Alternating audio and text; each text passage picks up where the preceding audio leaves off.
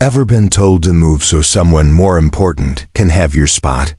The day one man refused, an entire airline learned exactly who he was and what it costs to mistake quiet for weakness. Before we dive in, if you love twisty, true-to-life stories that build suspense and end with a jaw drop, make sure to subscribe and tap the bell so you never miss the next one. Ready? Buckle up. The first time I noticed him, he didn't look like a headline. He didn't look like a disruptor, a CEO, or the kind of person who could change the temperature of a room with a single sentence.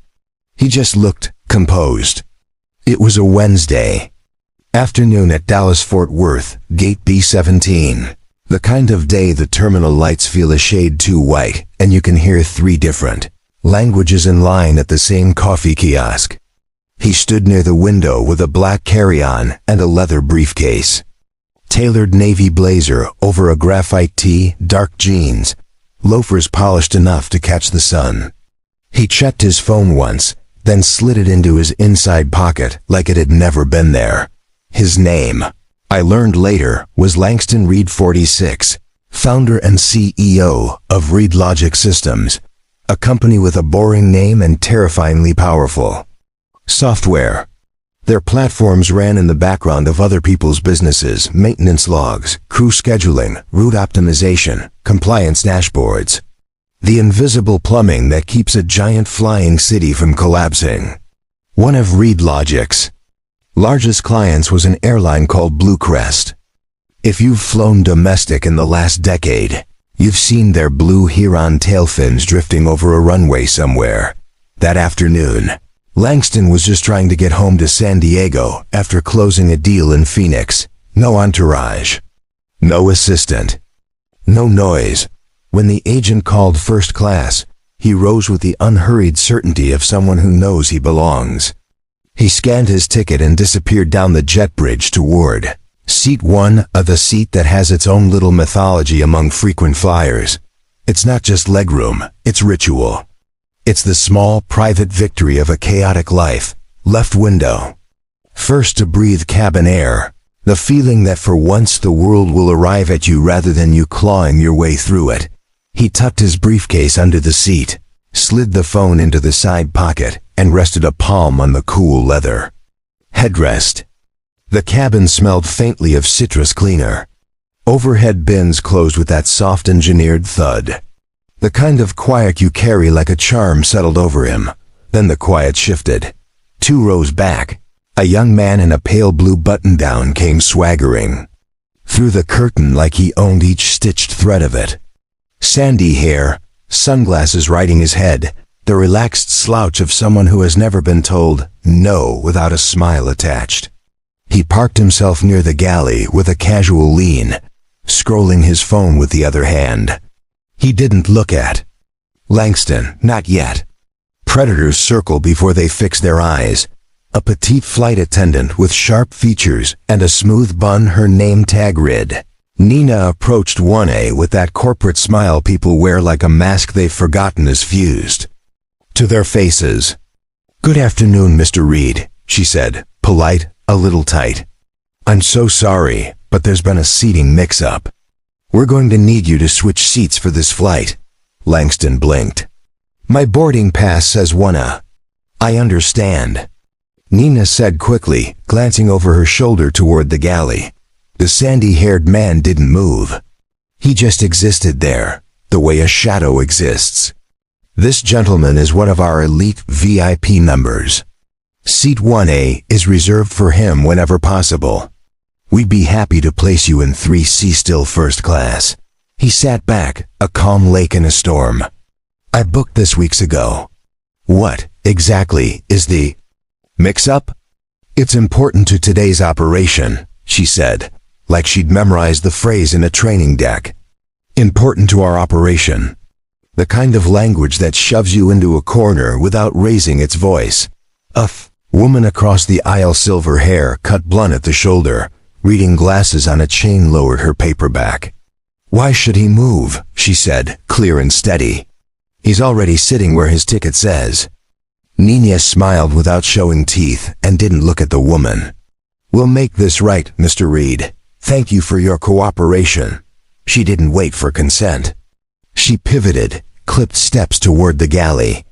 The young man's mouth twitched into a smirk, a ghost of a grin that says a lot in half an inch. Langston turned his head, took the young man in fully for the first time, and then returned his gaze to the window. He had not built an empire by being the loudest person in a room, but he had also not survived 20 years of being underestimated by letting that underestimation walk away with his seat. Nina came back with backup, another attendant, taller, brisk, name tag Jordan, who leaned in toward 1A as if proximity could decide things. "Sir, there's been a seating miscommunication. For our departure timeline, we need you to relocate so this passenger can take his assigned spot." Langston's eyebrow rose half a degree. Important to your timeline, or important to him? The sandy-haired VIP finally spoke, slim, smile pinned in place. "Hey man, I fly Bluecrest every week. 1A's my spot. Nothing personal." Langston turned then, fully, the way you turn toward thunder to see if it's only in your head. Nothing personal is what people say, right? Before they ask you to shrink. The woman across the aisle, her name would turn out to be Opal Green, said, "The ticket decides the seat. End of story." A murmur rustled the cabin like wind through leaves. Someone in 2D nodded. Another in 1F angled their phone upward. That universal half-hidden posture of recording. Jordan's voice firmed. "Sir, if you don't cooperate, we may have to delay departure." Langston folded his hands in his lap, the picture of peace with a steel spine. "If you have to delay departure to honor the seat on my boarding pass, then you'll be delayed. I'm not moving."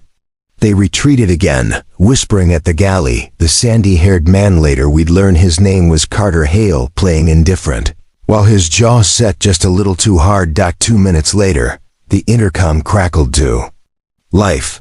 "Ladies and gentlemen, we're finalizing seating arrangements and will be departing shortly. Thank you for your patience." Seating arrangements. A warning disguised as courtesy. When the footsteps returned, they were joined by a third.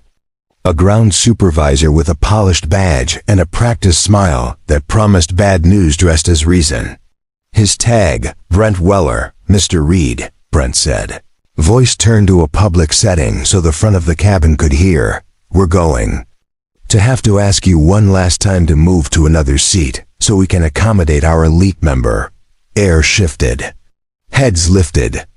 The conflict was now a spectacle. Langston set his folder on the tray, met Brent's eyes without blinking. "And I'll tell you again, I have a confirmed seat. You're asking me to give up something I paid for so someone else can feel important. In a specific piece of leather. If this were truly a mistake, you'd ask him to move. You're not." Brent's smile thinned. "Refusing to comply with crew instructions may result in your removal from the aircraft." Opal's voice cut through like clean glass. "He's complying with his ticket. Stop twisting words." For a moment, the cabin became a jury box. Jordan stared at some invisible point over Langston's shoulder. Nina tucked a strand of hair behind her ear that wasn't out of place. Carter's smirk faltered. Brent inhaled, exhaled, recalibrated. "Very well, stay in your seat. We'll make alternate arrangements." The short walk back to the galley felt like 10 yards of defeat. Takeoff was quiet, in the way a storm is quiet. Right before the first fork of lightning, Langston watched the ground fall away. He did not look back. By touchdown in San Diego, sunset smeared the window in orange. People stood, they shuffled, they judged you by your speed at the overhead bin. Carter stayed glued to his phone. Opal caught Langston's eye and gave him a small nod, the kind you offer a stranger when you both know a moment wasn't small. In the jet bridge, the cool air felt like a verdict you don't agree with, but have to live under for a while. Outside, his driver Louise smiled and asked how the flight went. "We made it," Langston said. He didn't elaborate. The house was the kind of modern that uses wood to apologize for glass. He set his briefcase on the island and poured water. The Phoenix. Deal emails were already clicking in like polite knocks. In another life, he might have answered them right away.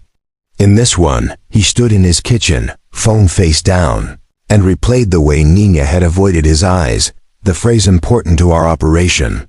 Brent's amplified voice, the tightness in Carter's jaw as the word no drifted past him for maybe the first time in a month. He thought of 100 moments in rooms where he'd been mistaken for the assistant, where a hand had hovered past his to shake a lesser-titled white colleague, where he'd introduced himself only to watch someone's face rearrange under the weight of the name they suddenly recognized. He thought of how many times he'd told himself to let it go. Tonight, it wasn't letting go. It was sharpening. He called his coup Amara Chun, a woman who could inventory a disaster and a budget line in the same breath. "You still at the office?" he asked. "Finishing Phoenix," she said. "We're in good shape. What's up?" "I need the full scope on Blue Crest," he said, voice level. "Terms, renewal windows. How portable our current stack would be if we shifted resources to a competitor." A beat. "Something happened. We'll talk at 8, he said. Conference room. At dawn, San Diego's light pulls gold across glass. Langston walked into the HQ lobby and nodded to Nelson at the desk, who had the kind of sea-deep baritone that made any good morning sound like a blessing. Amara was in conference with a skyline behind her and a stack of contracts in front. "Our primary agreement runs through Q4, she said, tapping the top page. "Renewal talks scheduled for late August. We support their maintenance, scheduling, crew rostering, compliance audit logs. If our service degraded to bare contractual minimums, they'd feel it in 3 days. If we stopped triaging their priority tickets ahead of other clients, they'd feel it in 1. "And portability?" he asked. "2 carriers have been sniffing around for 6 months. Monarch Sky and Sierra West," a mouth thinning into a small smile. "If you told me to see how fast we could move, I'd ask if you wanted me to breathe while doing it." "Breathe," he said. "But shift our weight. Today, I want Blue Crest at the bottom of our priority list. We honor the letter of the contract. Nothing more. No fast tracks, no freebies, no late-night miracles. And reach out to Monarch and Sierra West quietly. Don't be loud. Be inevitable." Amara studied him, eyes narrowing. "This is about last night." "It's about respect," he said. And something in the way he shaped the word made it sound like both a principle and a blade. "They made a choice in public. I'm making one in daylight. If anyone asks, we're rebalancing resources after Phoenix." Which is also true. By noon, engineers were reassigned in JIRA with justifications that would read like boring operational hygiene to anyone who wasn't looking for the story beneath. Account managers at Monarch and Sierra West got calls that sounded hypothetical and tasted like opportunity. An analyst named Jorge, who loved nothing more than slicing log metrics into elegant graphs, sent an email with the subject line, "Expected impact of deprioritizing BC tickets." The graph was a cliff if you knew how to read it. That evening, something happened Langston didn't plan. Row 2D posted a video. She was a college kid named Rhea, who captured 34 seconds of Brent's public insistence and Opal's glass cutting. Rebuttal. She captioned it, "When VIP means very insecure person." Within hours, the clip had 1,000,000 loops. By morning, the comments were a bonfire. Some were what you think they were. The worst parts of the internet always arrive first. But many were something else. Witnesses, frequent flyers, people who'd been told to shrink a size by folks who liked them smaller. Blue Crest's PR account did what PR accounts do. They posted a statement wrapped in neutral verbs and neutral color. "We are aware of an incident on Flight 781. We value all customers equally and are reviewing our policies." The replies were not friendly. And then, the calls. They came first to Amara's line from a regional ops director, whose voice had the sound of smoke that hasn't turned to fire yet. "We've noticed a change in service levels," he said, careful. "Controlled. Our scheduling module response times have increased 29%. Are there system anomalies on your end?" "Everything is functioning within the bounds of our agreement," Amara said, and if a lawyer could nod through a phone, you would have heard it. By Friday, the VP of Operations for Blue Crest called Langston directly. "Mr. Reed," she said, the kind of polished voice that has ordered 1,000 lunches for 1,000 meetings. "We're observing a shift in the priority of our support tickets. Is there an issue?" "There's no issue," he said. "We're honoring our commitments. We've rebalanced resources across our client base, which happens periodically when we onboard major deals. Would you be open to a discussion about expanding our contract?" "We can talk in Q4, he said, as scheduled. 2 weeks later, a letter arrived at Reed Logic on thick stock with a feathered logo pressed in blue. It was from Bluecrest's CEO, Richard Albright. It acknowledged an unfortunate interaction aboard one of our flights, apologized for any misunderstanding, and expressed a desire to rebuild our partnership. Langston read it once and set it on his desk. Like a paperweight that didn't weigh anything at all. Apologies that arrive only after pain do not erase the original math. They just change the invoice. That night over dinner, his friend Mira poked at a salad and said, "You going to take their call?" "Not yet," he said. "You want revenge?"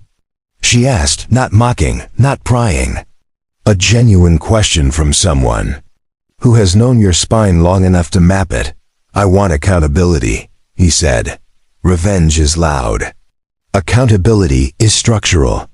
The next morning, the world delivered a twist he didn't script. Bluecrest's general counsel emailed requesting an urgent meeting at their San Diego regional HQ. The subject line was a single word: remediation. Langston almost ignored it. Almost.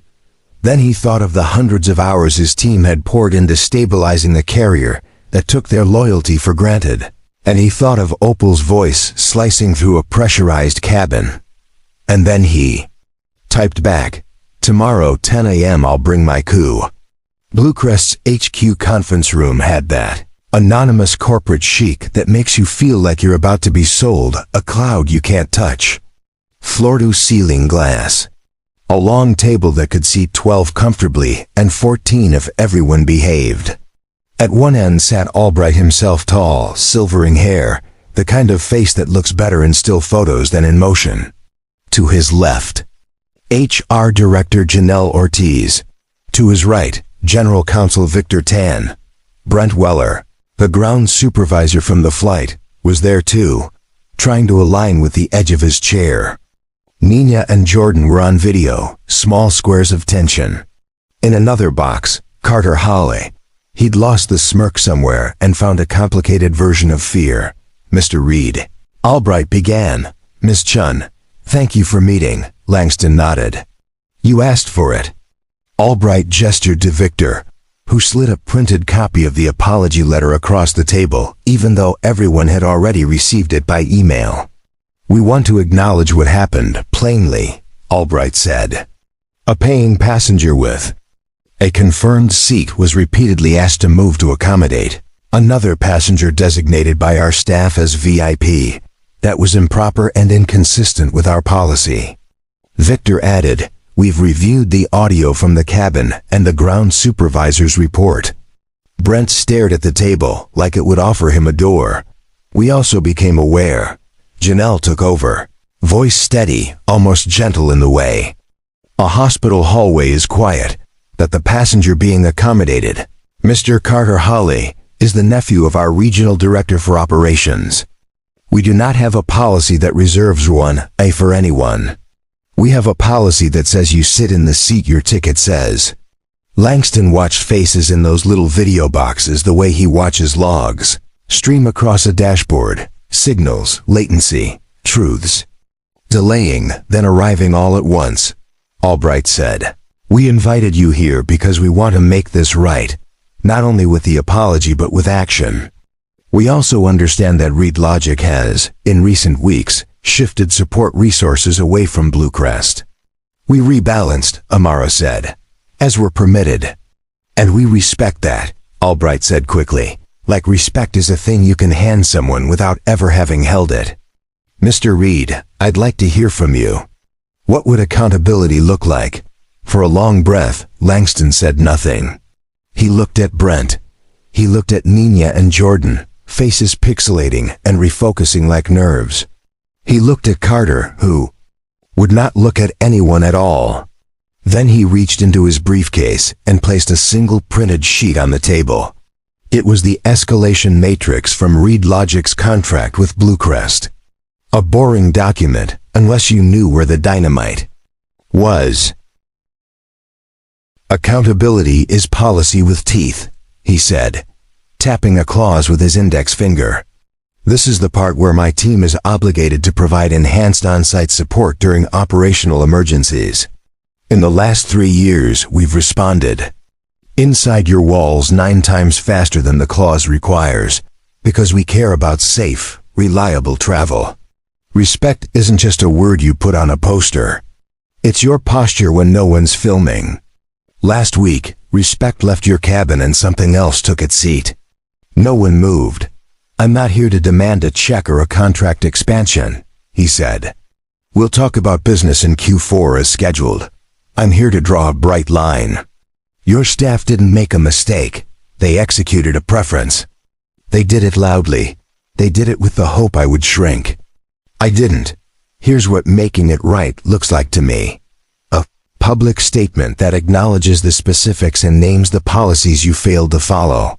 A training program you don't slap together to appease a comment section, but one you build with people who understand dignity and bias in power, and you make it mandatory.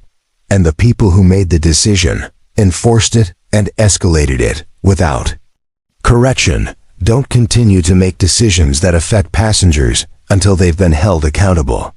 Choose what that means inside your walls, but choose it." Carter finally looked up, ready to shape a sentence into a parachute. "Sir, Langston cut a look at him that was not angry, but final. "You had 100 chances to say, it's okay, let him keep his seat. You took none of them." Silence thickened. Somewhere outside the glass, an elevator chimed, the mundane underscoring the extraordinary. Albright inhaled, exhaled. Something in his face shifted, a calculation that became a conviction or tried to look like one. He turned to Janelle. "Ms. Ortiz," he said, and his voice was suddenly not a meeting voice. It was a decision voice. "Effective immediately, Mr. Weller is terminated for cause.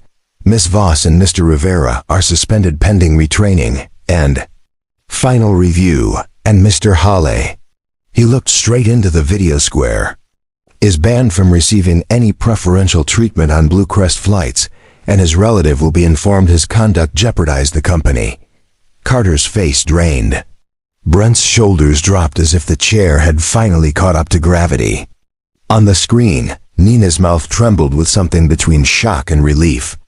Jordan swallowed, blinking hard.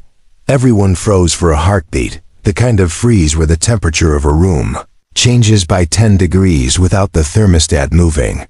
Albright turned back to Langston. "I can't undo what happened," he said. "I can only decide what happens now. We're going to make a real training program, and we're going to publish it. We'll release a statement with the specifics you described. And Mr. Reed, I'm sorry, personally." The room held still. Apologies that arrive with teeth are rare. Langston nodded once. Not magnanimous, not cruel. Just a nod that acknowledged gravity. "Good," he said softly.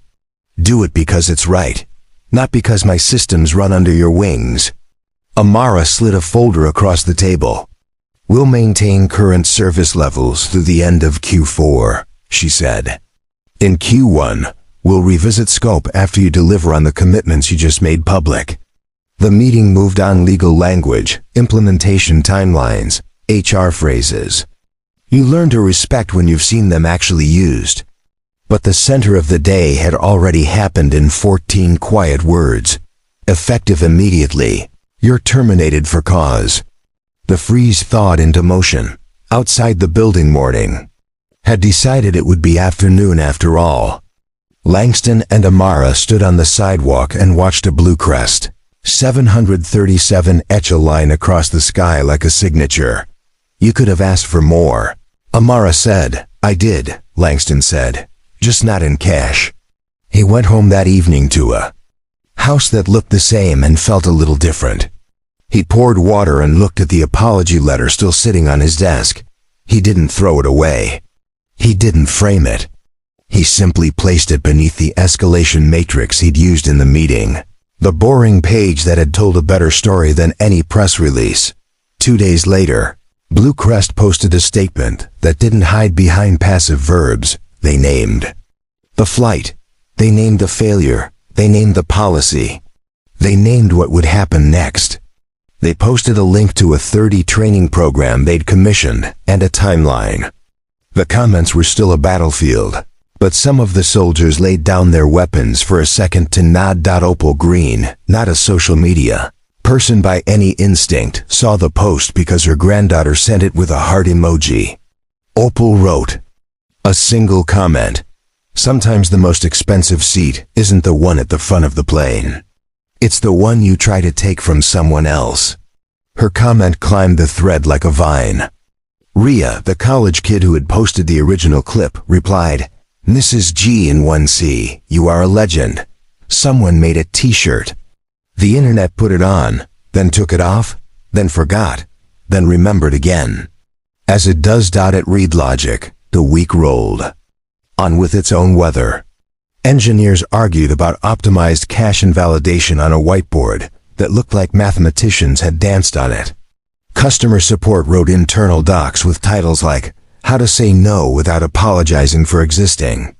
Amara sent a quiet email to the team. We don't take victory laps. We take notes. People liked it, not with heart emojis but by working 10% better. Mira texted him a single sentence. Did you leave them better than you found them? He stared at the question long enough to feel it in the bones under his wrist and wrote back, I tried. A week later, a package arrived. Not from Blue Crest. From Opal. Inside was a paperback, the novel she'd been reading. Across the aisle and a note in handwriting that leaned like it was running out of time. You didn't move, so we could. Langston slid the book onto a shelf. He slid the note into a drawer where he kept the only things that matter for more than a news cycle. Ticket stubs from movies that made him remember being 20. A photo of his mother standing in a kitchen that had less than it needed and still fed everyone. A thank you card from an intern who wrote, You were the first person to listen to me like I wasn't wasting your time. That night, he sat in the living room with the window open to the sound of a city that never fully sleeps. He thought of the plane. He thought of the way Brent's voice had filled a cabin to make a man feel small. He thought of Albright's voice, cutting in the opposite direction. He thought of Carter's silence, the shape of a person when a lifetime of velvet ropes goes slack. He thought of Nina and Jordan and the way a company's policies can be shields or knives, depending on who's holding them. And if you've ever been asked to move so someone else can feel bigger. If you've ever watched a door swing open for someone who didn't even realize there was a door. Hear this. You have the right to your seat. You have the right to your name. You have the right to the small square of space your labor paid for and your dignity deserves. Sometimes the loudest statement you will ever make is not a shout or a punchline. It's a simple sentence spoken without tremor. I'm not moving.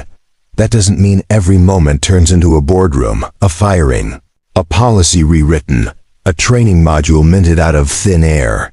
Sometimes it's smaller, a bystander with silver hair saying the thing you needed said out loud. A kid with a phone catching what truth looks like on video. A team rebalancing resources because, this time, respect won't be a footnote. Respect is not about titles or badges or the initials after your name. It's how you treat people when you think the cabin noise will cover the sound of your choices. The smallest choices can cost the most. And sometimes the price shows up later quietly, like a line graph changing slope, like a contract sliding across a table, like a meeting where someone says, effective immediately, and the room freezes. Because consequences finally learned how to walk. If you've ever been in Langston's shoes, overlooked, underestimated, pressed to shrink, remember this. Your power is not always in the thunder. Sometimes it's in the refusal to give away a chair that already belongs to you. Sometimes the quietest seat on the plane becomes the loudest sentence in the story of who you are. And if you made it this far and want more stories that start with a heartbeat and end with goosebumps, hit subscribe. The next time someone tries to measure you smaller, you'll be ready.